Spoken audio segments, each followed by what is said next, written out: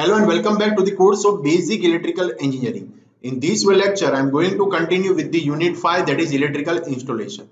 The topics that I am going to discuss in these lectures are types of wire, construction of cable, power factor improvement, and finally energy calculation for power consumption. But before that, first let us start with the cable. What is cable? So in thickly populated area, transmission lines or overhead transmission are not suitable for transmitting power to the consumer due to public safety and space availability. So in such a area, in highly thickly populated area, the underground cables are used for transmission and distribution of electrical power or supply. It consists of conductor covered with the insulation and protecting cover is also there. So first let us understand the construction of the cable. Which are the different layers are there in the cable? So this is the construction of the cable, which consists of different kind of layer. The inner part is nothing but the conductor, and over the conductor insulation is there. Over insulation, lead sheath insulation is there. Cover is there. Over the lead sheath cover, bedding is there. Then armoring and then serving. So let us understand function of each and every one by one. First one is a conductor. So conductor is basically made up of tin, copper or aluminium. Conductor may be to provide the sufficient flexibility. Conductors are always used in a stranded form. Conductor may be 1, 2 or 3, which depends on the type of application, the type of voltage being handled by the conductor. So it may cable may consist of 1, 2 or 3 or 4 conductor, depends on the type of voltage handled by the cable. Next one is a insulation. Why insulation is required? So as conductor is laid underground, there will be moisture, gases, chemicals are there. So as cable is laid underground, it has to provide sufficient insulation. Otherwise, that insulation may get lose its properties, and thickness of the insulation always depends on the voltage level being handled by the cable.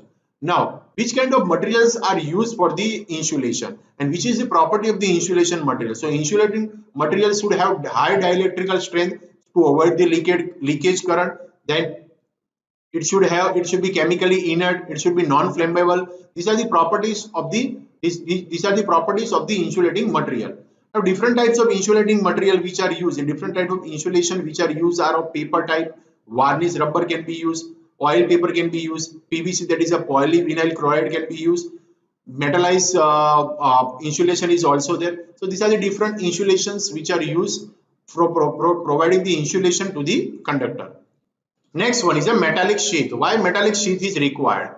So moisture is a major enemy of the insulation. We have already done the insulation, but to protect the insulation from moisture, and the dielectric strength of insulation, as the moisture increases, dielectric strength of the insulation decreases when the moisture enters in the insulation. So it should be seen that moisture does not enter in the insulation, and that's why insulation is covered with some kind of layer that is nothing but the metallic sheath. So for this purpose, sheath of lead or lead alloy is provided over the insulation. Sometimes sheath is made up of aluminium when core is made up of copper. So basically sheath is provided to protect the insulation from the moisture and from atmospheric condition. The next one is a bedding. So basically bedding is used to protect the metallic sheath from corrosion and mechanical damage. So on the metallic sheath, bedding is provided, and function of bedding is to protect the metallic sheath from corrosion and mechanical damage. Now which kind of materials are used for bedding? So fibrous material like jute, tape of jute is used, which is bound over the sheath. Next one is the armoring. Armoring is bound over the bedding. So armoring is basically used to protect the cable from mechanical damage because cable is laid underground. So to provide the to give the protection against the mechanical damage, armoring is done over the bedding. And for which kind of materials is used? So galvanized steel is used. Sometimes 2 layers of the galvanized wires are wound over the bedding. So you can see here, this is nothing but the kind of net kind of thing is there, which is the layer of the armoring which is done, which is wound over the bedding. And purpose of armoring is basically to provide the to protect the cable from the mechanical damage. And final one is a serving. So basically armoring we have already done. So to protect the armoring from the atmospheric condition, serving is done. And which kind of material is used? So again some fibrous material like jute is used, which is serving is basically function of serving is to protect the armoring from the atmospheric condition, and it is made up of fibrous material like jute.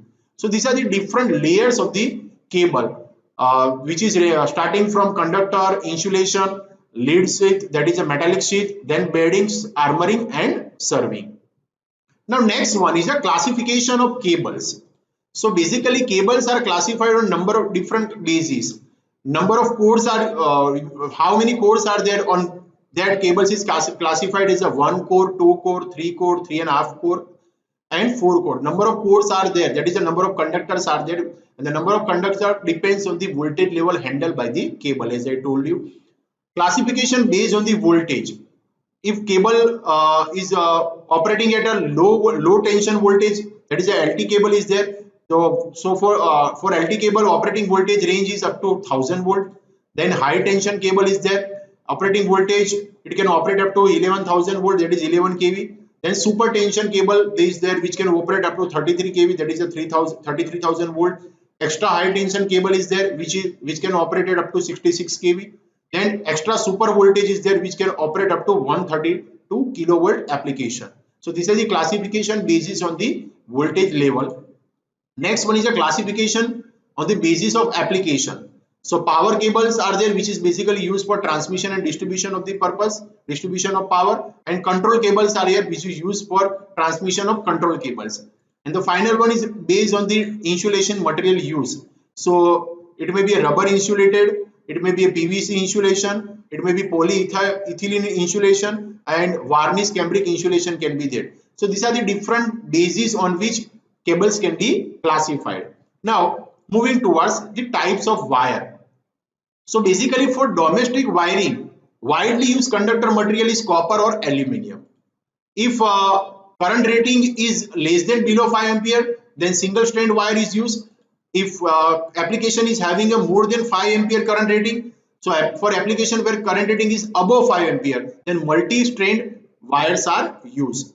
Now let us understand different kind of wires based on insulating material. So first one is a vulcanized Indian rubber wire. So this figure you can see, it is nothing but the vulcanized Indian rubber wire.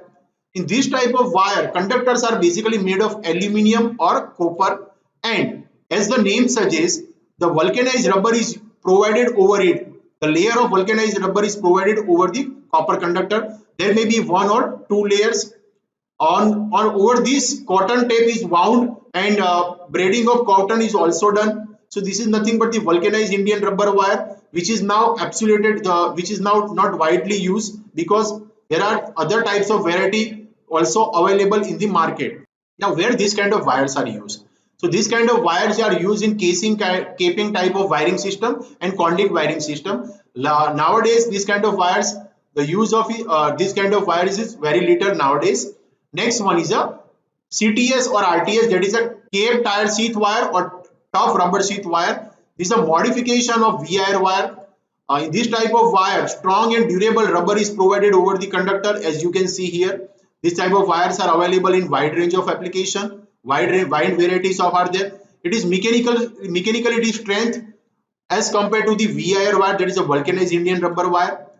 Effect of heat, moisture, water is less on it, and this type of wire is available in the variety of single, twin core, multi-core, 3-core. These are the, you can see here, number of cores are there. It is used in basically house wiring and industrial wiring. So cable type, this CTS wire and TRS wires are modification of VIR wire, and basic application is household application. Housing it is used for wiring, and industrial wiring it is also used. Next type of wire is a weatherproof wire. So as the name suggests, on this type of wire there is no effect of the atmosphere. A layer of cotton rubber is provided over the copper conductor, and then after braiding of cotton is done over this. This type of wire is available in single core and dual core. Outer sheath is inflammable, so this kind of wire is not used in casing caping type of wiring system, and it is also not used where inflammable materials are there. Basically, application of this type of wire is in service connection to provide the supply from overhead to the building. But nowadays, use of this kind of wire is very limited. Next one is a PVC wire. There is a polyvinyl chloride wire. So as the name suggests, in this type of wire, insulation is made of a polyvinyl chloride, and this kind of insulation is provided over copper or aluminum conductor. This kind of PVC wire has a property like a moisture proof. It is a moisture proof, toughness is there, durability is there, it is a chemically innate. So these are the different property of polyvinyl chloride wire.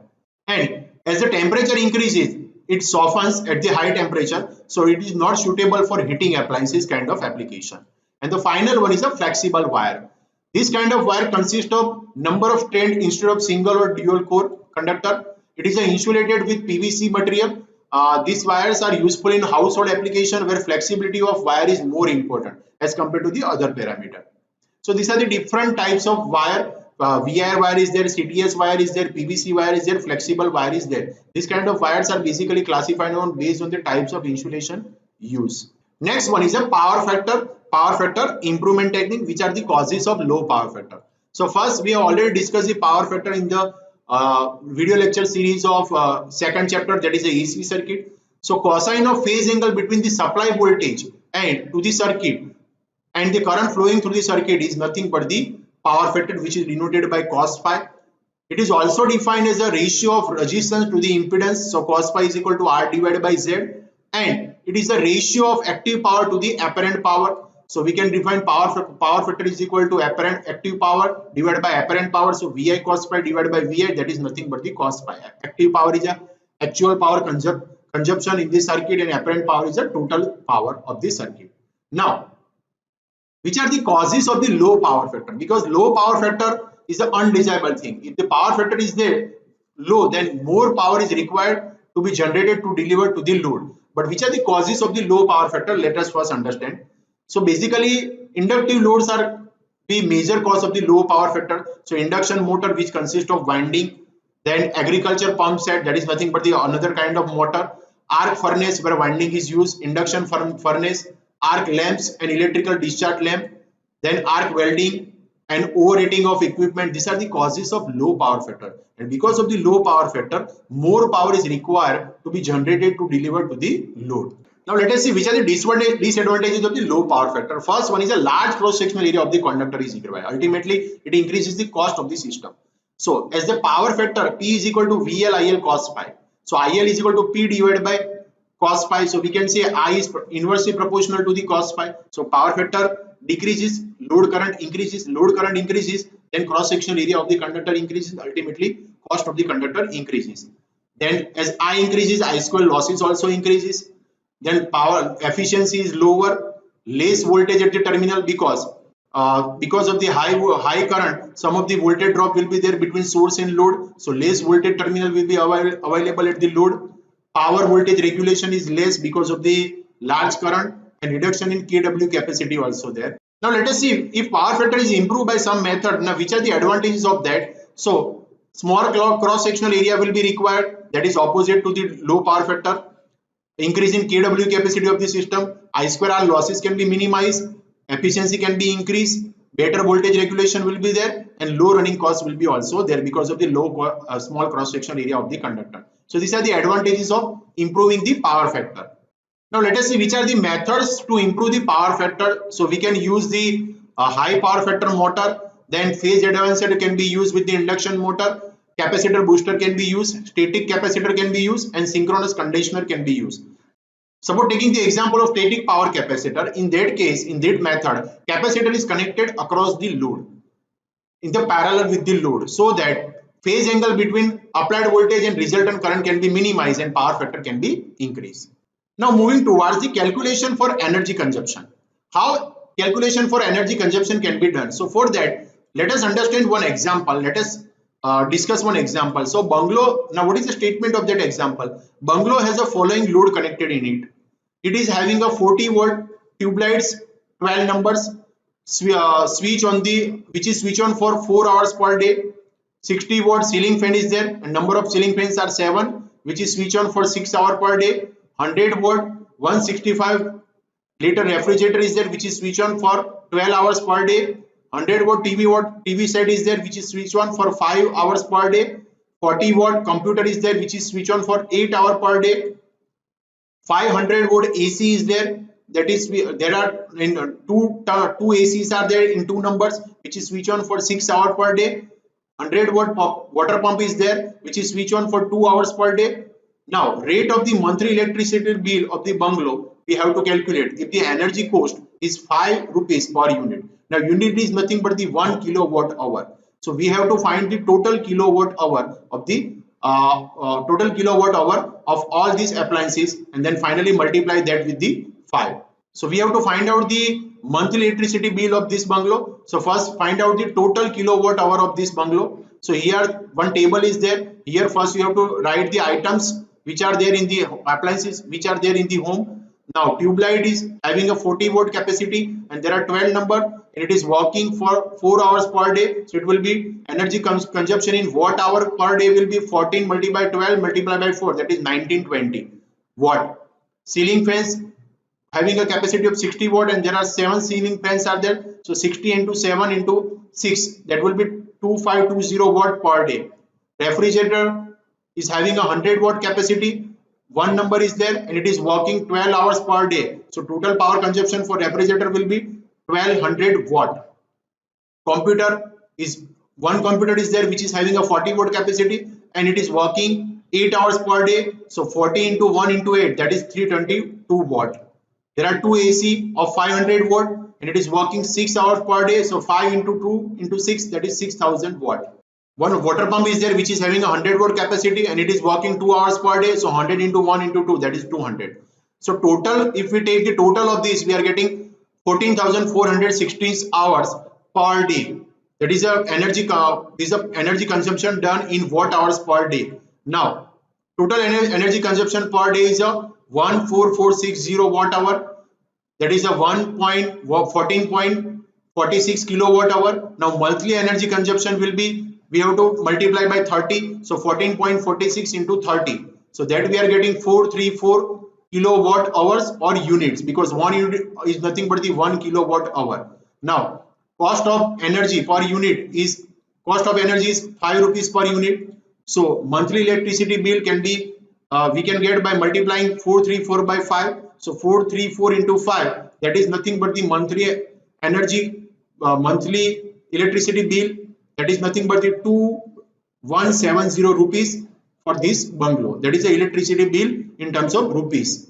So this is how we can calculate the electricity bill for given example. So this is all about the today's video lecture. In this video lecture, I have discussed about the construction of cable, types of wire, causes of low power factor improvement method, and finally calculation for energy consumption, how energy consumption calculation can be done. Hope you have enjoyed the video. See you soon in the next video of the electrical installation. Thank you for watching.